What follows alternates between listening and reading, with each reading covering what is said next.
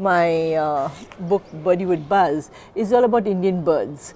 So you have different birds of the forest getting together. Moor Khan, who is the movie director, is coming to Birdywwood and to select for his new cast. And when he's coming to select for his new cast, the birds all want a new look. So they're all getting the long crest and their long tail feathers and coloured feathers and all different kinds of looks they're getting.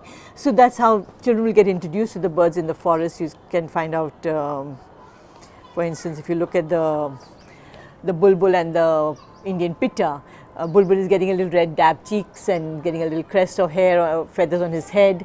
The Indian pitta is getting the colourful feathers because it's called the Navrangi and it's a very, very colourful bird. So children, when they see the bird, they would know and identify them. And then to take it further, I did another book, which is the Great Birdywwood Games, and it's also set in Birdywwood. But in Birdywwood now, this is around the time of the Olympics, and I said, I was amazed at the bird facts, like bird migrate such long distances and the feats that they perform, the strength that they have, the depths that they can dive to, and the long distance they can fly, the speeds at which they fly it. So I decided to put it all together and sort of put in the Olympic Games kind of a scenario. And so now the birds are having their own form of the games, they have their own emblem, which is a rainbow like this, bright and cheerful rainbow of the emblem of the games. And then you have 3 races, which is the deepest diving bird in the ocean. So the penguin can dive to 600 meters. I mean, told the children today, it's like having 8 Qutub Minars under the water. They were amazed at the fact that 8 Qutub Minars deep, it's how they can go. And of course the fastest bird on land, which is about the ostrich winning the race, and of course a little drama happening that the Kasori is trying to pull the ostrich down and being mean to it, and ostrich hides his head in the sand. So whilst it's a very factual book, it's still a story, it's a lot of fun happening. And flying, which is the most prestigious race of them all, where you have the racing pigeon and the swift coming neck to neck, leaving all the big birds behind. So these are all facts again, and this book took me a year to research because it's a lot of facts, and again, as I said, what do I put in, how do I weave into the story, but it's amazing. I myself learned so much. Like for instance, of migratory, the little hummingbird migrates for thousands of miles. It's a tiny little bird. How does it find the stamina? How does it have the energy, the food built into it? But it does it, and I'd like children to know about that. Then the day came that they'd been waiting for. The birds had been snipping, pasting, colouring, combing, parading, prancing, preening and performing all week long in the hope of getting in a Birdywwood film. So some of the vocabulary you can use, the elements of surprise, and it's learning with fun.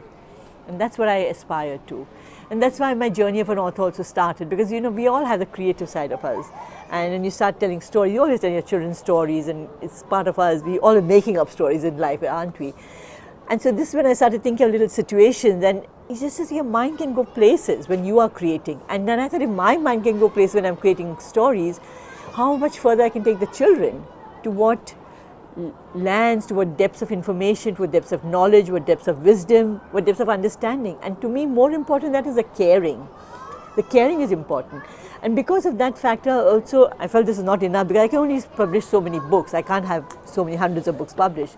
So that's why I also set up my website. It's called Young India Books. And my website, I review only India books for children, India-centric books for children, with the hope that children will read books about India and then they will care. My logo also is Read India, Love India.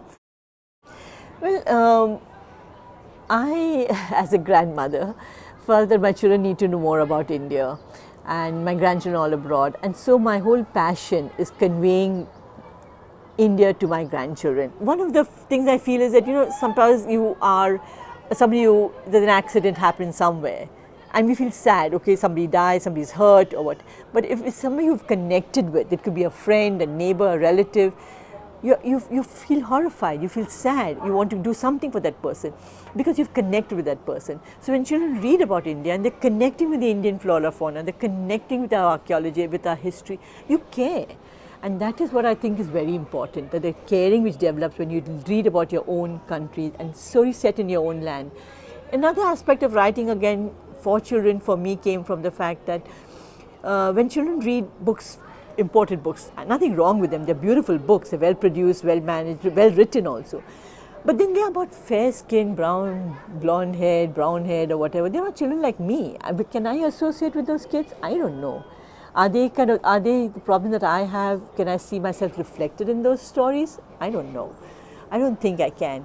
And I would like to be able to see myself, you know, and we always look at ourselves, think when you're reading a book, even as adults, we think that's something which is connecting with my life.